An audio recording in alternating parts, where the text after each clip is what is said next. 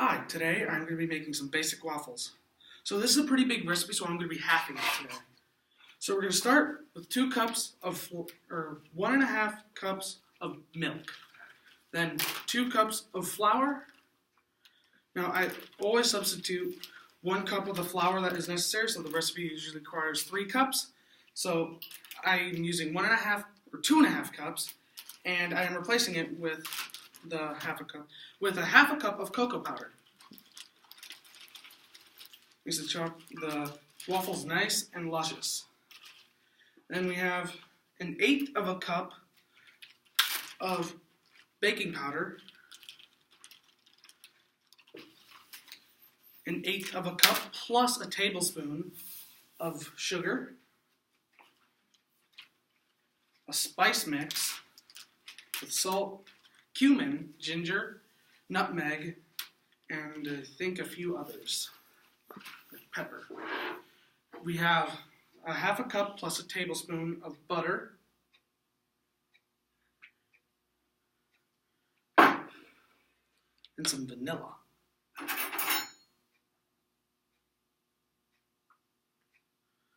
About a half a teaspoon to a teaspoon. Then we have 2 eggs.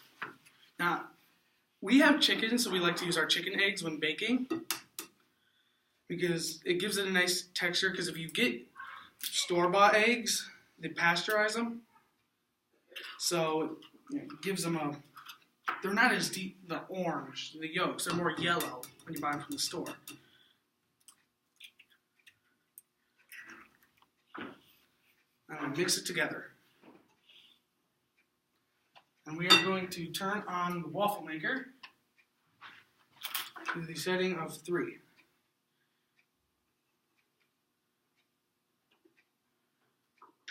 And you mix it.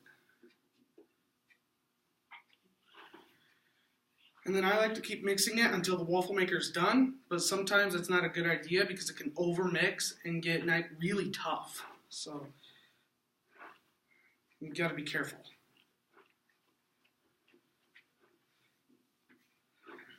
Make sure you get all the flour pockets on the side because it likes to stick for some reason.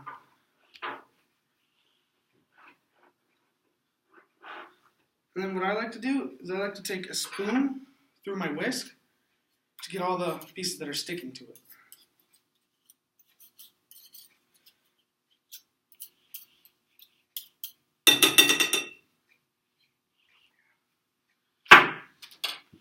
And then I mix it a little more.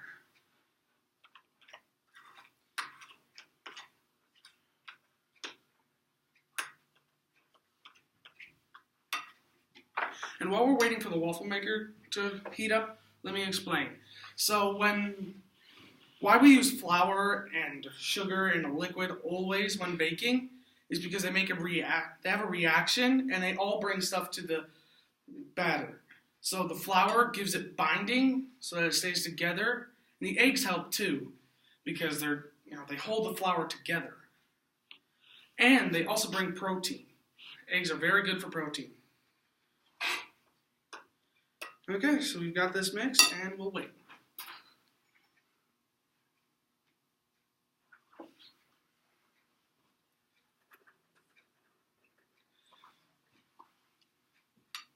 So, I think for the spice mixes, the measurements are for cumin, about a half a teaspoon to a teaspoon.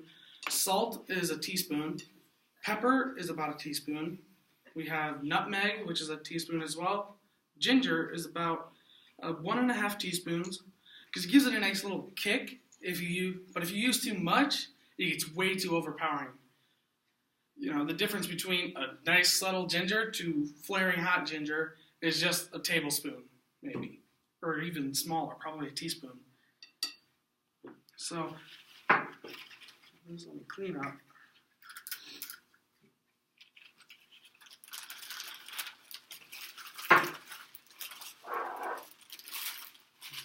I always like to have a fork by my side with the waffle maker because sometimes the waffles stick. So I use that to pull it out.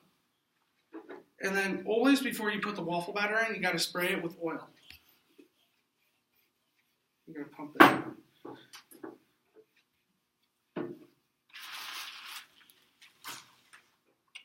So like I said, this is a half a batter.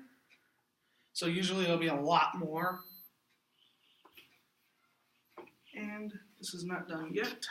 So should be done in a second.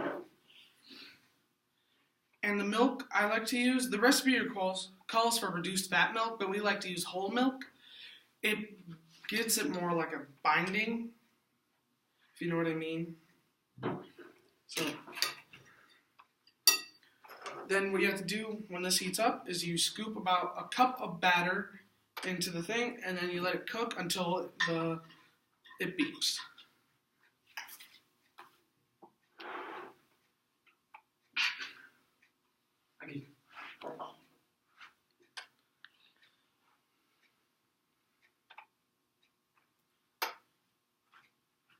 It's almost done.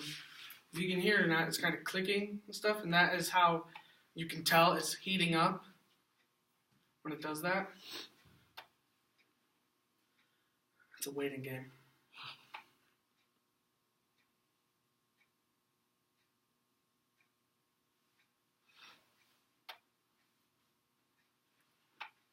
And the reason you put baking powder in these, it's sort of like baking soda, except one of the two, I think it's baking soda. Like baking powder, you need something in it to like help it activate so that it can rise and help give the whatever you're cooking, binding. But baking soda already has the stuff in it. Oh, it's done. So we open it. It's nice and hot. A little more bumps. And you spray. It's hot.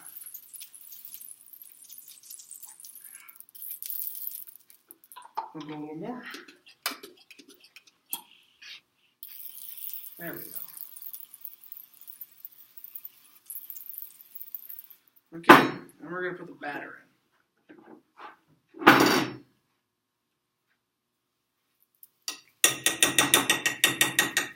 Spoon it out with a spoon.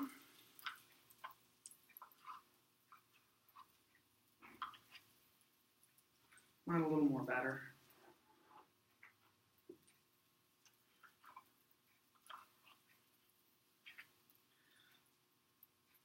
Then you flatten it out.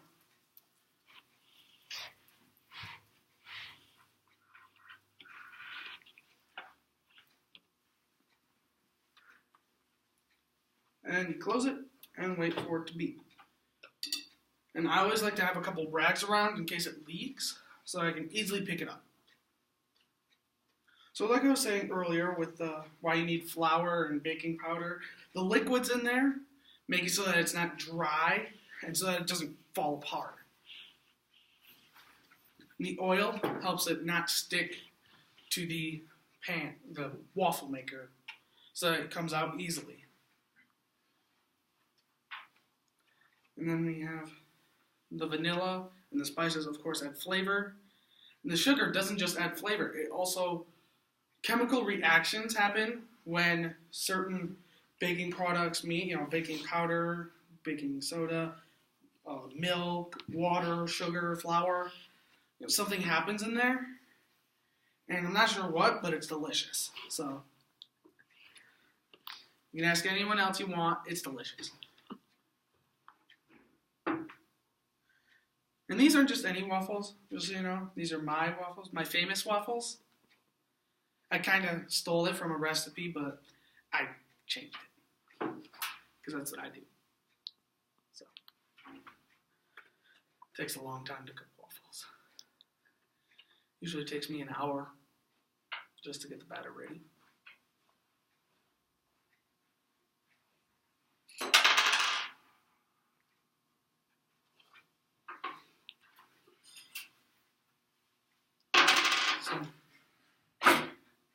What's happening right now, when you apply heat to it, it's cooking the eggs and anything raw in there.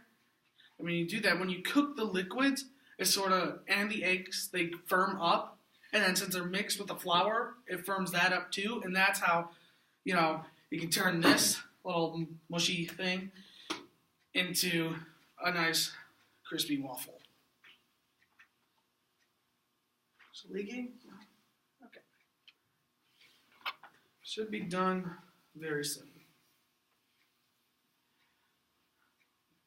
Cooking requires patience, no matter what you do for cooking. It doesn't matter if you're making eggs, waffles, or you're making a cake that takes 20 days. Patience. As Yoda would say, patience, young one.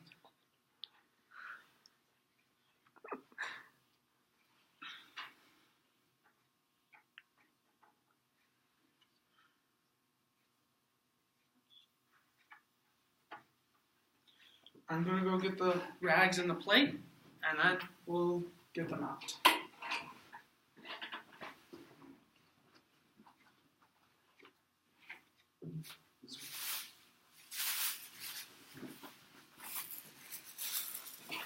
And we're back. Okay. So we're ready to clean up.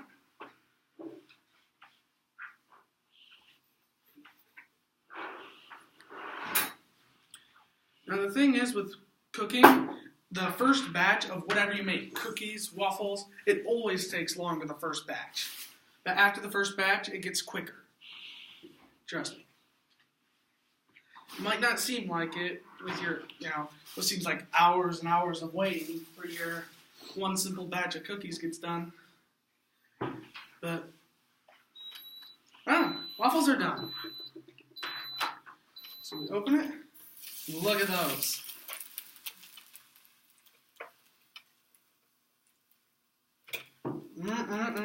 I love waffles. Just making sure they're not sticking. And there. Those are the delicious waffles.